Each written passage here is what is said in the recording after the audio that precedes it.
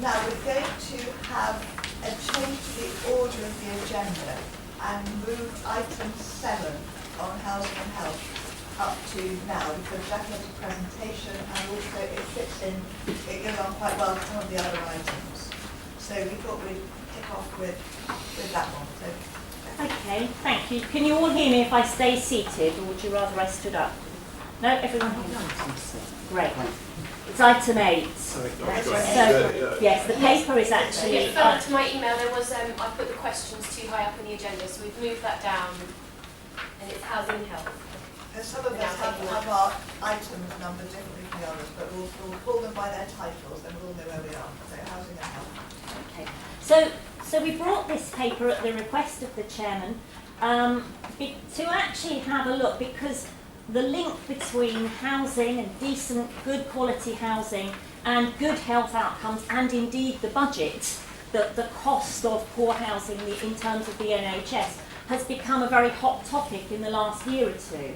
But I thought it would be helpful to not talk through the paper, but just highlight some of the things we're doing and some of the things we'd like to do.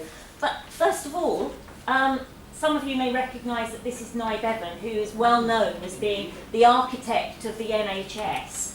In fact, he was Minister for Health and Housing in the 1940s. So at that time, there was this massive link made. And so as well as establishing the NHS, he also established a building programme to combat the very chronic post-war housing shortages. And although he didn't achieve as many as subsequent ministers, what he did was very much embed the idea that you should have mixed communities wherever possible and decent quality building. So I want to tell you a little bit about some of the things we already do and are already doing in terms of promoting health for our residents. Clearly, the most important thing is that people have a reasonable quality, warm, secure home where they can be safe and live a healthy lifestyle. We have done a lot of work. You will know that by 2010 we had met the Decent Home Standard for all of our properties except Great Arthur House, and the member will be well aware that that has been excluded for the time being and pending the major works there. And any properties where the residents had refused us access, didn't want the Decent Homes work done. We're now going back, because since 2010, some of the homes that were decent have now become indecent. It's not quite the right word, is it? But so if, for example, a kitchen that fell within the criteria in 2010 may not now. So we're going back and doing programmes of work. But the Decent Home Standard is very limited. And for example, it doesn't require you to put central heating into a property. It is simply enough that there is some heating. So we're establishing at the moment a City of London standard for our homes, to which we'll be working. We've done a lot of work getting funding. There's somebody putting in insulation up there. There have been a number of government programmes designed to provide funding or support to put in thermal insulation, new boilers, new heating systems, and we've taken every possible advantage of those to get work done for free, and we continue to do that. One of the areas I personally think, and all my colleagues would agree, that we have fallen behind is in some of the cyclical maintenance, particularly in terms of windows. And we still have far too many windows in our homes which are not of the standard that we would like. So we have accelerated the window replacement programme, and over the next 5 years we will be absolutely prioritising windows every time, so that people have a decently ventilated, decently insulated home.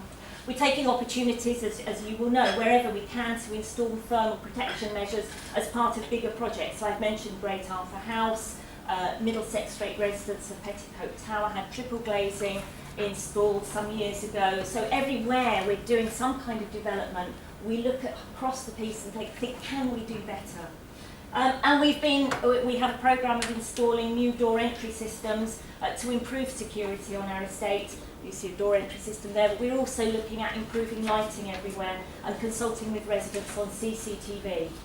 So that makes a huge difference, providing someone with that safe, warm environment. But there's the outside environment as well. And I have to say we are so lucky because on all our estates, virtually all our estates, we have fantastic green spaces. And because of our staffing model, which is unusual these days, we have teams of staff, as you know, on each estate, we are able to keep those estates, we're able to keep them looking beautiful. They are almost free from graffiti, almost free from fly tipping. Therefore, we don't suffer from crime. We have very low crime rates. We have very low antisocial behaviour. I'm not saying it doesn't exist because that would be some kind of utopian vision, but actually we are very lucky we keep these issues controlled. So we're able to create fantastic environments for people to live in. And that really makes a difference to people's health and state of mind. And we give them an environment they can respect, which is again what keeps down some of the antisocial behaviour issues. And also, I've just highlighted their play areas. Nearly all our estates also have dedicated play areas for children. So actually we're encouraging activity amongst children early on. I probably don't need to say an awful lot about our support for vulnerable people because you know an awful lot about it. You know about our work with older people. You know about the work we have done in terms of helping people cope with the impact of welfare benefit reform and all the money management type training and advice we give.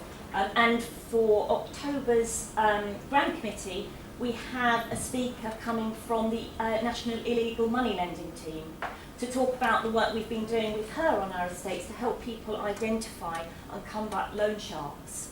So all sorts of things going on there. We work very, very closely with the People Division, more and more closely all the time. So we're part of early intervention groups to identify problems before they become a major issue. We work with them very closely on care leavers. So until quite recently, care leavers would, once they left care, they would move into one of our properties, and then fairly quickly the responsibility of children's services would cease, and they would be left more or less unsupported. Both teams have identified that that can't go on, so now we work with them 2 years before they're eligible to be housed. We start working with them to think about money issues, where would be the best place for them to live. We then very much have a joint approach to helping them settle in, and intense support for them for at least 6 months, and then that support passes to the estate staff. So that's a change we've made recently. It shows how we're working closely with our colleagues there. We have a tenancy sustainment team who work particularly with our most vulnerable residents, ex-rough sleepers, people with mental health issues, drug and alcohol abuse issues, and so on. And we do a lot of disabled adaptations, and this is another area where we've upped our game recently because until the last couple of years, the city paid 100% of all adaptations for all our tenants throughout our estates everywhere. Now that sounds marvellous, except it's not our obligation to pay for those adaptations in other boroughs. It is actually the responsibility of the home borough. And it meant that we didn't have as much money to do as much as we wanted. So we've negotiated very hard with our colleagues and other authorities, and we now pay 50% of those, which means we've got more money to do more adaptations with our own residents. Strong, friendly communities. We do a huge amount here. You will know about the Remembering Yesterday, Celebrating Today project because I've talked about that before, and I think we're going to have an update at the next meeting. That has been a massive success. It's a 4-year programme of community events based on the centenary of World War I, but it has captured the imagination of staff and residents in a huge way, and we're doing lots of events and things to bring them together. We have things like bingo and trips for residents of our sheltered schemes, so that they don't just mix with their friends within one sheltered scheme, but Jacqueline brings them together so that they're meeting other people. Because all of this contributes massively to good mental health, which indeed impacts on physical health. We have a Good Neighbour scheme, we sponsor gardening groups, one of our gardening groups working up there on several of our estates, and they do a lot of good for residents on that estate as well. we've put in a programme where we now offer community grants to individuals and groups who want to do this kind of work on their estates. And we are fortunate, you can't really see that very well, but we are very fortunate to have community halls on our estates, most of them, which allows us to do this kind of thing. Most housing providers don't have that kind of facility, so we are very, very lucky. And then there's specific work that we do really actively promoting healthy lifestyles. The next paper you're going to receive is about smoke-free playgrounds and areas. So we've started to make our playgrounds smoke-free. Ultimately, wouldn't it be fantastic if we could have smoke-free estates? I've talked about gardening groups, but on some of our estates we've worked with the residents to create allotments. So people are growing their own food and food for their neighbours, and also keeping fit while they're doing it, of course. We've supported things like quite small campaigns to encourage people to take the stairs rather than the lift. Not really suitable in some of our tower blocks, but just a few floors, that works. We work at Avondale Estate very closely with Millwall Football Club, and they're running all sorts of activity events with our young people, and also with dads, who I have to say, I know there's a lot of men in the room, but they are notoriously difficult to get involved in things. So actually, but they're very willing to get involved in that. So that's a great thing. We've refurbished the ball area, games area at Golden Lane.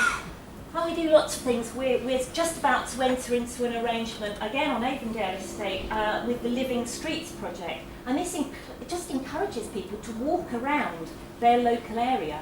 And actually, it helps people's fitness, it gets them to meet other people, but it also keeps the area safe, because if people are visible, actually there's likely to be less crime and antisocial behaviour. So, and we've worked with Keep Britain Tidy and Waste Watch to run things like workshops showing how they can use leftovers rather than wasting them.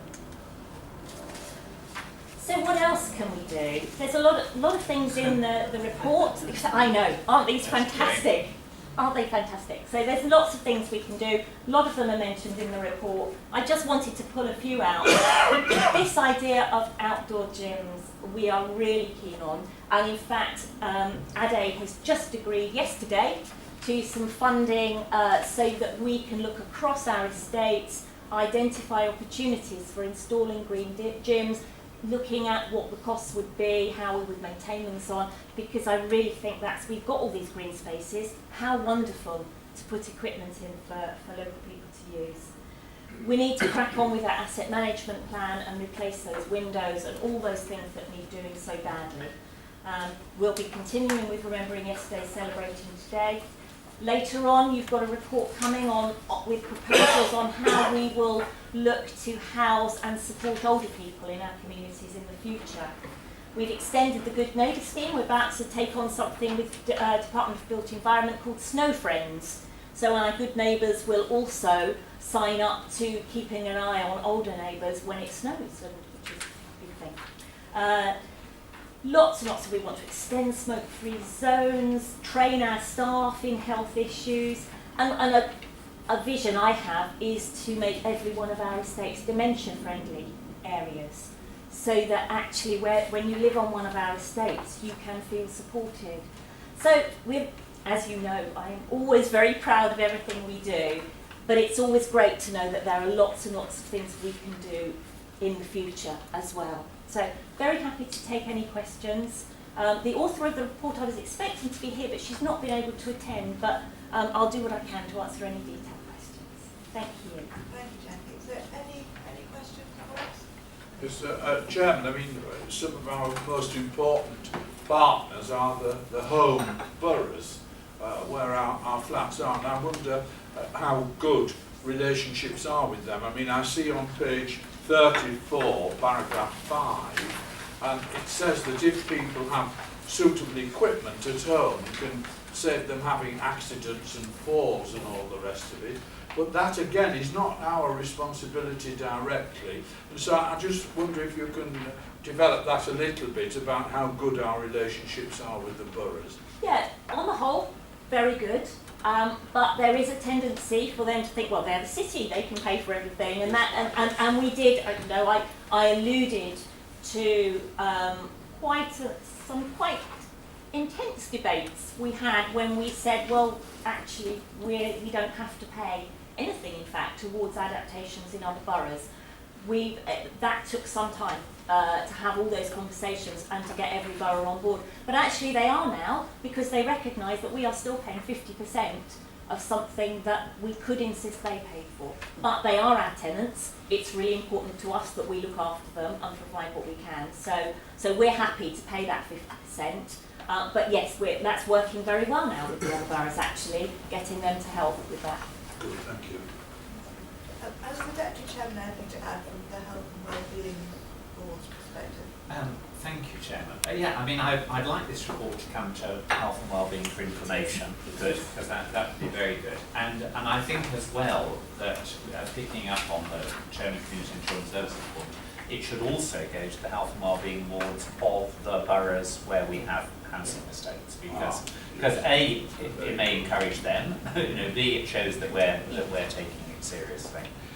Certainly from the Public Health England conference last week, the key thing is to keep people moving. That's the biggest problem, is that people just sit and watch their televisions and then they put on weight and they become less mobile and less sociable and so on. And so the more we do for that, the better. I think it's quite clear, again, from that conference, that we're going to see the financial benefits of our investment in about 20 years' time. But when it comes, it will be very significant. It will be very significant indeed, because it will actually push back the health services expenditure. Chairman, can I make a comment, please? I think it's very important as well for us to remember with Guinness Trust, Mansfield Street, we do have a number of allocations in there, and Jackie and I and other members meet regularly to keep Guinness Trust standard up to date. And just for the committee, really, some of the people know on planning, we've recently got from the developer to pay for double glazed windows in the estate on the whole of the inside, when it's going to have an impact. And also Guinness Trust has brought its programme forward to do the back of the estate. So the whole estate will be double glazed now, which will be, the windows are actually shot to pieces, they're really a bad state. So, and as I say, we have regular meetings with Guinness Trust to bring those standards up for our city allocations as well as the other people who live in the city. Thank you, Chair. Thanks, very visible. Chair, just to the context of what's been said already, 2 points.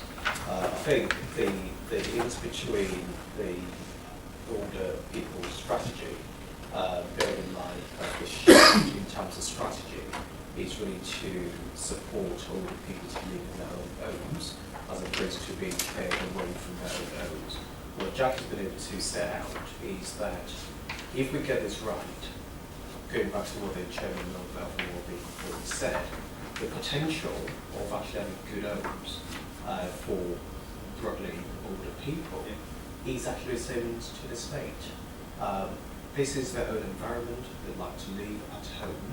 And I think whereby in terms of strategy years ago, where older people went away from their own homes, this is actually reinforcing the fact that we are creating the right environment for older people to live in particular, really to avoid the cost coming back to the state. And I think that's a point that the Chairman of the Health and Wellbeing Board made.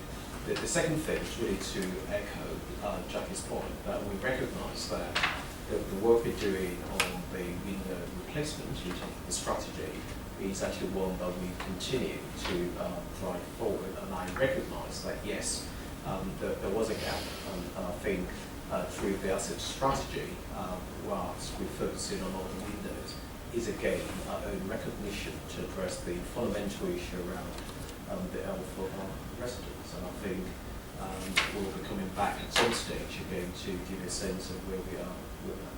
Thank you, Chair.